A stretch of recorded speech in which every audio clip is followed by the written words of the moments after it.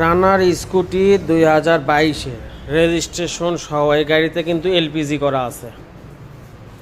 তো যারা টিপটপ কন্ডিশনের স্কুটি গাড়ি নিতে যাচ্ছেন, তেলের সংকট, কিন্তু এই গাড়িতে তেলের সংকট নাই, এলপিজি করা আছে। তেল প্লাস এলপিজি গ্যাস দুইটা পেয়ে যাবেন। গাড়িটি চলছে খুবই অল্প কিলোমিটার, 4899 কিলো চলে।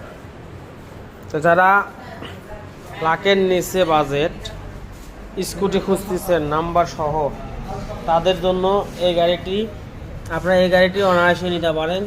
কোথাও কোনো স্পট অ্যাক্সিডেন্ট এ ধরনের কোনো হিস্ট্রি নাই। তো যারা ঈদের আগে চিন্তা ভাবনা করতেছেন স্কুটি গাড়ি ক্রয় করবেন, তাদের জন্য এই ভিডিওটি। এই যে দুইটা চাবি।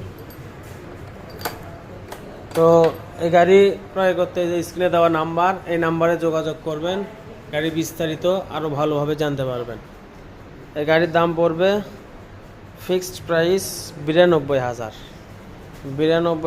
Fixed price.